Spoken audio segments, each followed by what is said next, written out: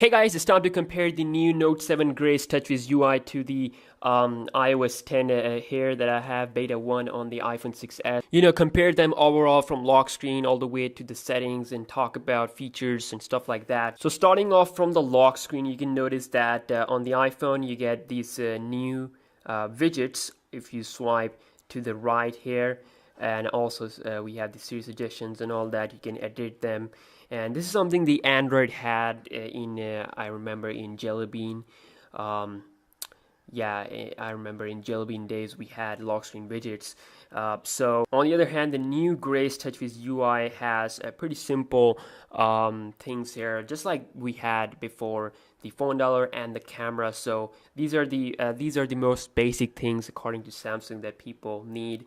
You don't have to unlock your phone to open camera and phone dialer. If you swipe to the left, you can get the access to the camera. On the iOS 10, you can instantly capture selfie or whatever you want to do, and then you can press the home button to come back. If you swipe up from the bottom, it shows you the quick toggles, or this is the control center. Of course, you got your Wi-Fi, airplane mode, and basic stuff there. The brightness slider, and you also get these tools here. The flashlight. You also have the timer, the calculator, and of course, again, the camera access there in the control center, which is nice. Of course, lock screen wise, I think the iPhone is a bit more better.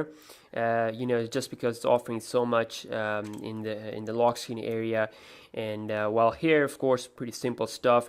If we quickly unlock, of course, you have the ability to unlock through the home button here. We have the fingerprint sensor, but if not that, you can unlock by just swiping up. And here you have to press the home button, otherwise you cannot unlock your phone because there's no swipe to unlock. So now you have to press it and automatically detects your fingerprint sensor, so it's pretty fast. If you take a look at what we see after unlocking the phone, of course this is the Samsung's natural look here. The TouchWiz UI, you get the app drawer, and then you get the home screen where you can put a lot of widgets here. So widgets are also different compared to the earlier TouchWiz UIs. So if you take a look here at the widget section, you can pick up any widget. For example, if I pick up the music widget here, you can see now we can drag like this these lines, and when there is no space, it's going to give you a red alert.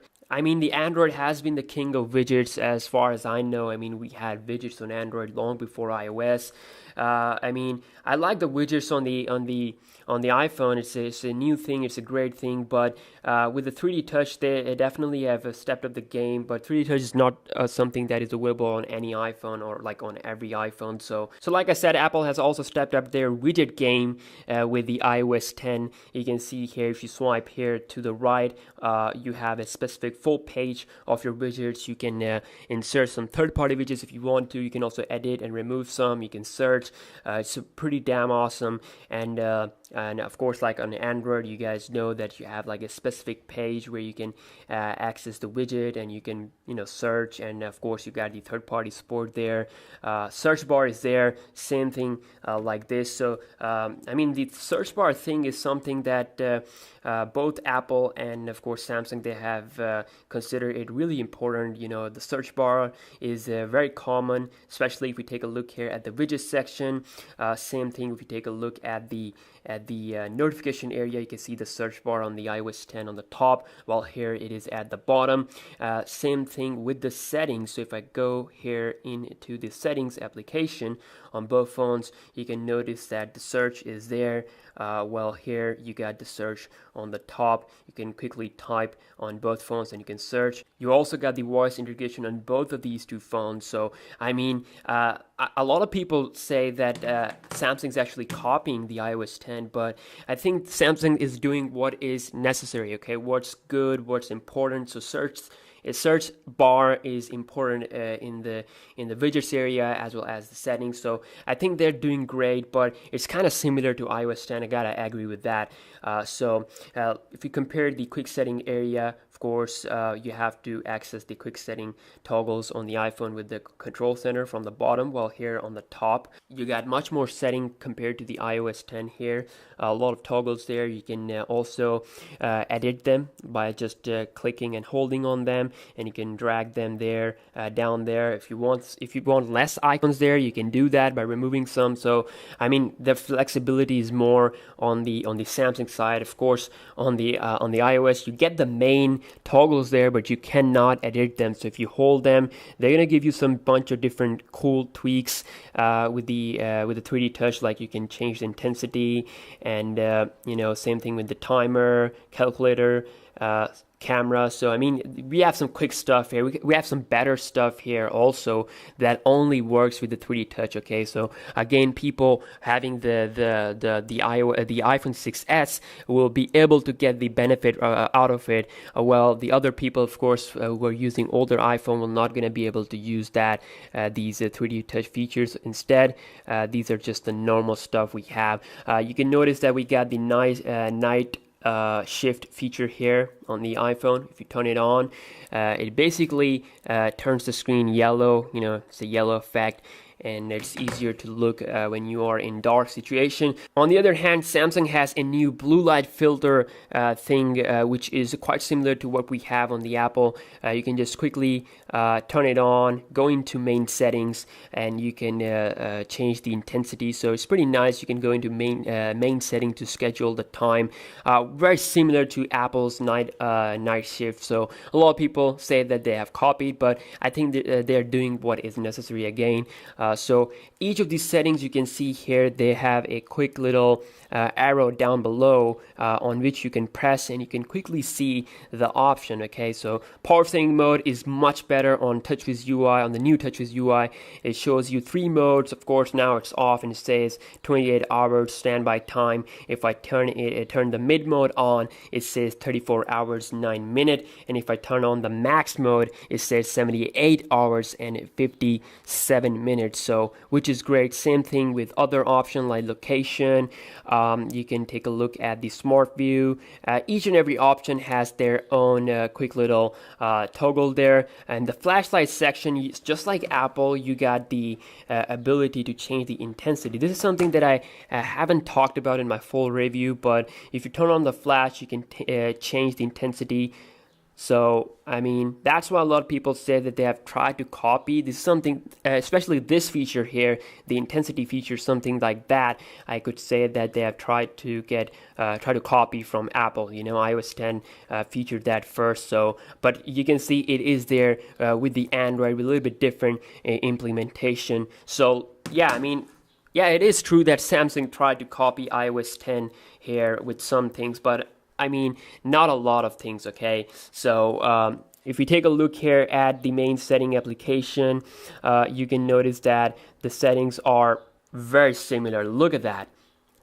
This is something that Samsung at least have taken from Android N area. You get these images or like icons of each settings. Same thing with the Apple. You got Wi-Fi icons. So yeah, you can say that it's kind of a similar move. They're getting really similar now. You got a general management tab here where you can check out all the information about your phone, while on the iPhone, of course, you got the about phone section. Here also we got the option of the device maintenance, which basically gives you the option to optimize your battery, your storage, your RAM, and your device security. So I mean, this is like an excellent thing we have, because if there's like useless storage stuff we have, if there's like useless storage files on your phone or anything virus related, you can just have this device maintenance, and you can press the optimize button and it's gonna clean off all that junk. And you also have the option to clear off the RAM. It's gonna actively search which app is there eating up the RAM. You can clean it, and it works absolutely fine. Shows you each and everything that it cleans up. It hides nothing. Now on the other hand, the iPhone, it doesn't offer any maintenance type of settings where you can optimize your stuff. Of course, there are some third-party applications, but they are third-party applications. You something that is embedded in the software by the company itself is something that is different. It is different compared to a third party application. So I mean, there are some things that we do have here better, like the device maintenance on the Samsung's TouchWiz UI, the new Grace UI. This is a great thing for, especially for people who are using phones like the Galaxy J5 or J7, the older devices.